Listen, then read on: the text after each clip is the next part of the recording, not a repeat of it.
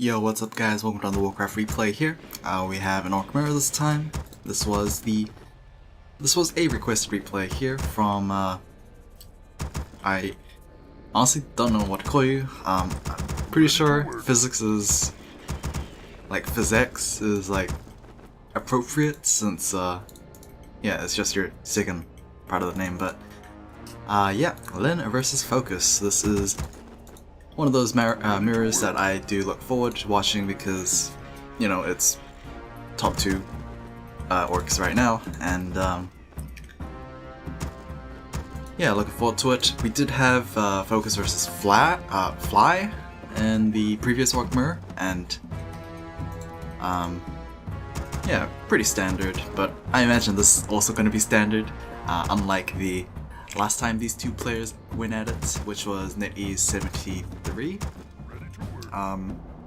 Yeah, Lyn was actually playing Night Elf at that at that game because 1.30 he was just tempted by Night Elves during the new patch, and yeah, as you can see with the score, he kind of got slapped up by FoCuS, who went just hella Wind Riders and Bat Riders and just abused his opponent, and yeah, that was satisfying to watch. Either way, Blademaster is here for both sides, I imagine. Orc mirrors haven't really changed all too much with the recent patches, so there is that. There's the occasional, like, Turn Chieftain maybe, or the Farseer, but yeah, most of the time you will see at least the top percentage will just be sticking to that Blademaster, because even though the crit strike calculation formula did change in, I think, 1.29, Blademaster is still pretty high value and of course high impact hero, and regardless of whether or not damage items scale very well with the crit chance, doesn't really matter too much. Damage is of course just damage, and yeah, it seems like these players still value it, as we do have the TP scroll being sold there for the double salve speed scroll. I imagine the same thing's gonna happen for Lyn as well. He did go for a full clear, which obviously Lyn went just for the items, so he will probably have a delayed level 2. FoCuS at least will have a delayed level 2 here, as yet again he goes for the item and picks up +3 strength for himself. He is going to go for some harassment here, it seems like, as Lyn is going after this Murloc Flesh Eater camp. You don't really see this particular camp, to be honest, in the other maps, but yeah, here on Northern Isles, it seems like blue is indeed the theme of the area here, as Lyn has spotted FoCuS's Blademaster now, but he's still going after that Murloc, and yeah, is going to give that over to the Blademaster of FoCuS. The item obviously was body blocked by that Murloc, which was pretty important to not give that over, but it seems like FoCuS was just a lot faster at right clicking. He's going to place down his wards. Not the best ward, to be honest. Doesn't really cover all too much because obviously this side and this side is blocked by trees. This one, a lot better reward placement there for FoCuS, so at least kudos to that, but yeah, the first one could have definitely been placed a little bit better, maybe here, or just here, which seems like it is going to be the most likely traversed path by his opponent. Regardless, just a slight nitpick here from me, as we are going to have Lyn going straight after the opposite Flesh Eater. He does have a Dust and he is going to use it, being a lot more cautious now, but yeah, because he was tanking those Murlocs, is going to give priority over to FoCuS's Blademaster there, and the item is going to go over to him as well. Level 2 for the Blademaster of FoCuS, as you do have the Lightning Shield 1 being picked up. I think this item, funnily enough, was nerfed in this patch. I think the damage is slightly less, and yeah, it's just interesting to note, because most of the time we don't actually see Lightning Shield, at least the wand, being used all too much. It's just a lot more valuable as gold. But yeah, I do remember like years ago where Lightning Shield has been used really effectively, but it's just either races don't go for melee units, or the melee units are kind of too tanky for the Lightning Shield to actually make a difference. As we are gonna have the bestiary cancelled there for FoCuS, as the War Mill is going to be placed down to try and trap the Blademaster, but I think the damage is going to be a little too much, and that is going to force the cancel there. So yeah, that was weird. Why does...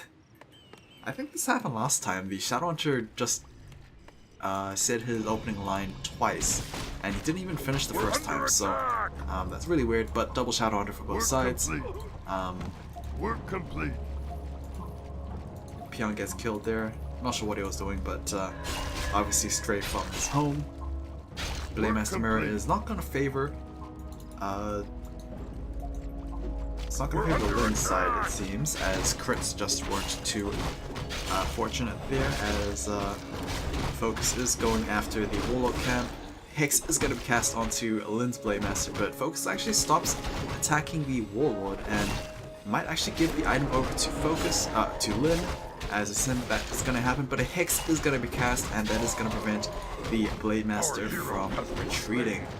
I think the Blademaster was also out of mana as well, so yeah, he kind of sacrifices life just for the Warlord kill, and I believe the item is going to be those healing wards, which hopefully will yeah, try and find their value very soon, because losing that hero is definitely not a good thing. As we do have the Shadowrun coming in for possible kill there, but Hex is not going to be enough, it seems, as the Speed Scroll is just going to be cast for FoCuS. Overseer just constantly being dragged around. Yeah, that's pretty much all I can say, really. There's no real major fight going on, it seems. Lynn trying to go for the Overseer himself, as FoCuS' Blademaster. I don't think his Lynn Woodwalk lasts too long, as he's going to go straight after that Raider instead, who was hexed earlier on. Hex is going to cast down onto the only Raider of FoCuS, and that is going to prevent an Ensnare from coming down, so nicely played there from Lynn, but he is going to give the item over to the Blademaster of FoCuS, which is going to be +6 Quaff Velocity Agility boots there. So that is going to be pretty good. It's basically just a better close attack, and it provides just additional armor and attack speed. So that's very nice. Both sides are actually going to commit to this fight. So 39 for Lynn, 40 for FoCuS, as Ensnare is being cast from both sides here, as very low hit point grunts for for Lynn. He is going to be able to retreat those units away, so that is going to be hopefully units to see the next light of day, as level 3 has been attained for the Blademaster of FoCuS, who FoCuS might actually get a little closer to that level 4 as well, because is going to actually take down those straggling grunts there, so never mind, won't be able to see the light of the next day, as yeah, FoCuS' Blademaster says no. So nicely picked up. I think it was pretty even until those grunts just got demolished there, so slight advantage for FoCuS. Healing Ward is going to be utilized over at this Rock Golem camp here, so yeah, Goldmine could have a potential expansion. I'm not sure if Lynn's gonna go for it just quite yet, as we do have the Tuskar camp being cleared out for FoCuS. I am wondering what item gets dropped here. It is going to be research complete. It's going to be no item, I think, or it's that Greater Health Potion. Either way, we are going to have the Ice Drake camp, or Blue Drake camp, being started here, as the Rock Golem dropped what? It dropped Ready to ride. Boots of Speed for some reason. Huh. That does seem like a pretty average pickup, as we are just going to have it sold immediately for Lynn. FoCuS on the other hand has yet to take down the Drake, but with that ensnare, that's going to be a quick work for him. There we go. Item is going to be a crystal ball, so yikes from that crystal ball. Usually it's just immediately used and then sold afterwards, but there we go, dust into an ensnare, possibly a hex trap coming through as another ensnare is going to be cast here, but that is the last ensnare, so he really needs to get that surround down if he wants to trap the Blade Master, who is just going to pop that invuln instead. Drake camp is going to be cleared up on this side for Lin, and hopefully praying not to get that crystal ball. He would definitely like, I don't know, Potion of Divinity or Restoration. It seems like instead it's just gonna be raining crystal balls for both sides here, as I believe FoCuS immediately sold his, and yeah, Lin is probably gonna sell his as well. Cooldown is not really warranted to keep it in the inventory. It's kind of pretty valuable when you sell it, but no shop nearby, so he's probably gonna stick to it for now at least. Yellow will be placed down there, hopefully to try and deter FoCuS from engaging in the fight, but instead FoCuS is just going to go after this camp, which is one of the very few left alive on this map at least. Level 4 and level 3 given over to the Blade Master and Shadow Hunter respectively for FoCuS, and yeah, does Lin actually want to take this? Both sides are pretty even in supply. We only have one Kodo Beast for both sides as well, so yeah, honestly it's pretty even, and the only influencing factors at this point is obviously unit control, but of course hero contributions as well, and we do have a level 4 Shadow Hunter for Lin, so slight differences there for both sides. We do have We're under attack. We do have the marketplace being utilized there. Quel'Thas Boots gets picked up from for FoCuS. Meanwhile, Lin is going to pick up the Ankh of Reincarnation. So yeah, obviously it's short term versus long term here. The Ankh is going to be pretty good for like a single fight, but the Boots Quel'Thas is just going to be very nice in terms of scaling up that Blade Master's damage, who is sticking to plus 22 attack without the War Drum upgrade. Yeah, versus FoCuS's versus Lin's plus 12. Is probably gonna use that crystal ball one more time before selling it. There we go. Is gonna spot that fortress tick there. Lin, on the other hand, it seems like he just started his fortress tick as well. Yeah, see there, Lin kind of slacking a little bit, but as soon as he spots his opponent fortress taking, he is going to do so himself. FoCuS is going to reveal with that Goblin Lab, and he does spot the fortress underway as well. But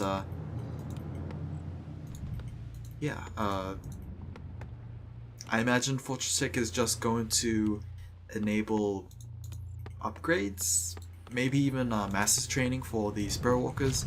We do sometimes see Ancestral Spirit, that's what it's called, Ancestral Spirit being researched or utilized in the late game.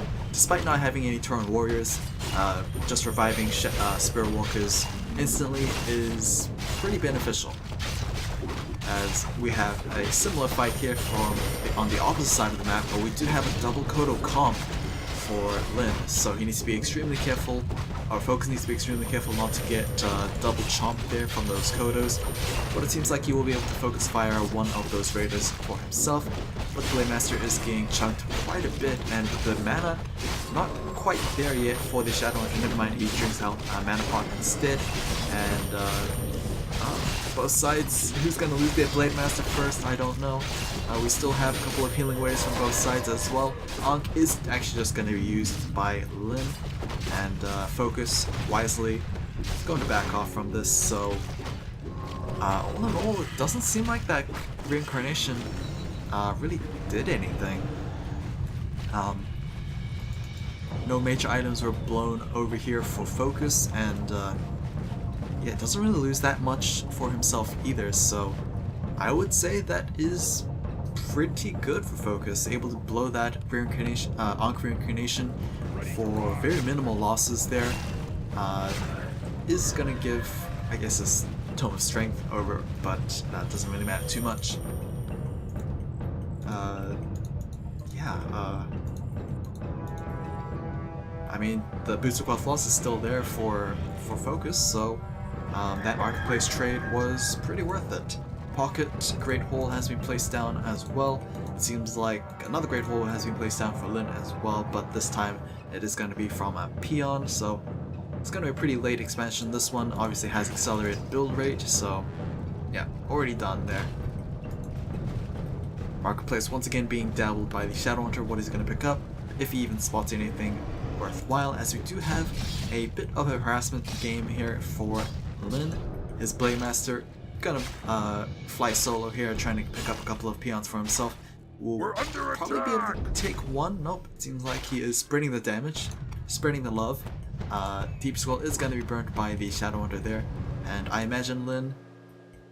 never mind. I thought Lin would have just focus fired those low hit point peons, but it seems like he also needs to retreat because he doesn't actually have any mana left. Alrighty, Lin is still at no upkeep. Meanwhile, FoCuS is at 62, but that is of course because he is starting to mine off of the second gold mine here. Lin, on the other hand, is still waiting for that just standard build time. Yeah, which might actually just mean that Lin should stick to his side of the map before actually engaging, because he is kind of down in supply.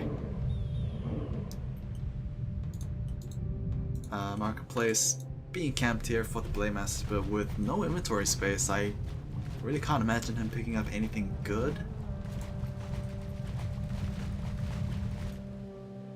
We do have a Talisman of Evasion. I'm pretty sure that was an item drop from this side, so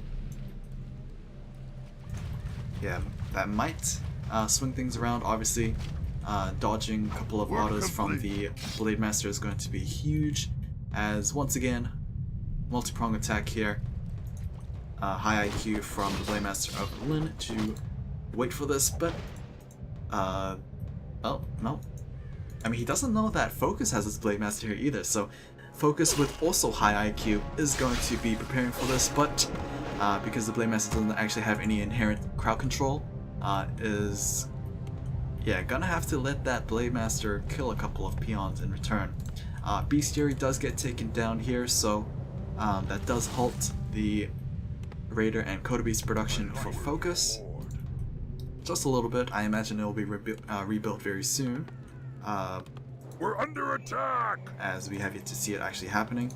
FoCuS is gonna return the favor and go after this gold line here. Pretty far away to actually react to this, so Lin is just gonna try and respond with his own. Has already taken down 2. Possibly gonna get 3, as FoCuS already wiped out the entire line there, so so far it looks like 2 or 3 versus 5 in exchange, favoring FoCuS obviously, as we do have a TP being cast, and the raid units don't actually have any heroes with them, so this is going to be a pretty bad fight for FoCuS to keep going on, but TP is going to be cast, the Blademaster does return. It seems like that was TP scroll burnt, but yeah, that is going to force the TP for Lin to retreat as well. So yeah, what was lost? A couple of raiders, it seems, for both sides. I think it was 2 for FoCuS, 1 for Lin, or it might just even be 3 for FoCuS. So yeah, I mean, both players pretty much playing like they have mass teleports or something like that, with just how many different locations they fight simultaneously. That is a brilliant Zora for the Shadowhunter, so he was able to pick up the Pipe of Insight from the marketplace there, so that is going to be pretty high value item purchase, as we do have a couple of peons dropping once again from that Blademaster. I imagine FoCuS is going to once again return the favor, and yeah, might be able to just one-up his opponent yet again. We're under attack! Yep, there we go. 3 out of 4 peons killed off. Very close to that level 5 for the Blade Master of FoCuS. Meanwhile, Lin is still kind of halfway behind. Plus 32 attack, and that's without the claws. I believe the claws are on that Shadow Hunter, so that is an insane amount of damage coming through the Blade Master here. As it seems like we are going to have that fight. 72 for FoCuS, 64 for Lin. As you do have the first Coda Beast being focused down for FoCuS. As Lin is, he does have a third Coda Beast there, so he is very well prepared. But he is going to lose that Coda Beast number 1. Number 2, it seems like it is going to follow very soon, but Lin is going after his opponent's own as well. Healing sprays just being constantly cast on both sides. Level 5 over for the Shadow Hunter of the Lins, as we do have 2 Coda Beasts wiped out from both sides, but we still have a third for Lin, but it seems like that is going to just be for a couple of seconds there, as all the Coda Beasts have been wiped out. The damage buff has been completely erased from this game for now, as we are still keeping to it despite the terrifying food supply advantage that FoCuS had. He is pretty much evened up versus his opponent. Is going to try and reincarnate a couple of walkers there, but surprisingly enough, FoCuS is going to be forced back. Yikes, that last couple of seconds there was definitely disastrous for FoCuS, losing a couple of raiders and a Spirit Walker just for the cost of retreating there. Feels bad, but this time it is going to be FoCuS who is on home court advantage. Hex onto the Shadow Hunter there, but with a disenchant that is going to keep him able to cast that healing wave. He does have the mana pot and health pot just in case. You can see those miss procs there, so the talisman is definitely bringing some value here, but this fight is still going on. Both Blade Masters are on the opposite side of their team, as it seems like it's just the Blade Master versus the world, it seems. Coda Beast is going to come down for Lin, and might be able to provide that damage buff that he desperately needs. FoCuS, it seems like his Blade Master just hurts a little bit more, and we'll be able to take down the Coda Beast there.